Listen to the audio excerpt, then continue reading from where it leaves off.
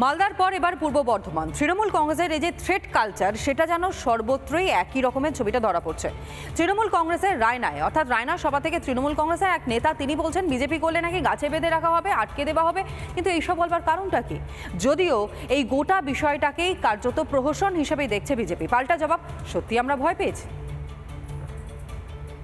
এই যে চক্রান্ত, এই চক্রান্ত যদি করে, এটা যদি আমাদের কানে আসে, আমাদের নজরে আসে, সে বিজেপি করে কি কোন দল করে আমি দেখবো না। সে হচ্ছে সমাজ বিরোধী, তাকে গাছে বেঁধে রেখে দেওয়া হবে, পুলিশ এসে তাকে নিয়ে যাবে আলাদা অবস্থা।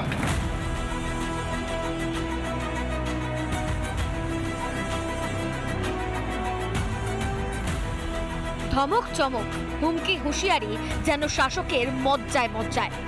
এবার বিজেপি নেতাকর্মীদের হাত পা ভেঙে গাছে বেঁধে রাখার নিদান তৃণমূল ব্লক সভাপতির। ঠান্ডা করবে একটা করে বিজেপিকে। যদি কোনো বিজেপির নেতা, কোনো বিজেপির চর্চা, কোনো বিজেপির ক্যাডার কাউকে যদি বাংলাদেশি মনে করে তাদের উপর অত্যাচার করে, তার হাল কিন্তু আমি প্রকাশ্য ভাইকে বলে দিলাম, প্রশাসনের সামনে বলে দিলাম যে পিটিয়ে তার হাত পা ভেঙে দিয়ে গাছে বেঁধে রেখে দেবো।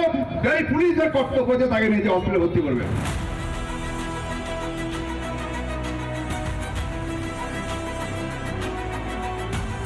আগেও তো অনেক বিজেপি লিডার তো অনেক কিছু কথা বলে, ধরো অনেক রকম ভাবে তৃণমূল নেতৃত্বের অনেক কথা বলে। এমনকি কে কি লিডার বললো সেটা বড় কথা নেই, বড় কথা হচ্ছে তৃণমূল কংগ্রেস মানুষকে কতটা পরিষেবা দিয়েছে সেটা দেখতে হবে আমাদেরকে।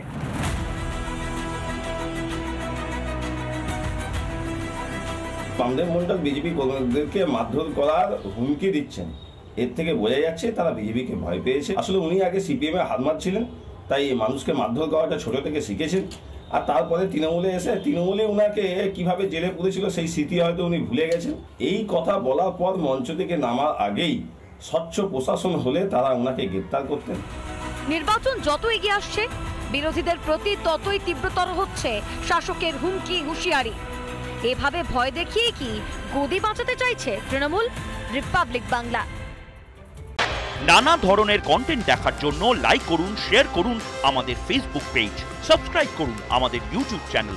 পাশাপাশি অন্যান্য ব্রেকিং নিউজের জন্য অবশ্যই চোখ রাখুন রিপাবলিক বাংলায়।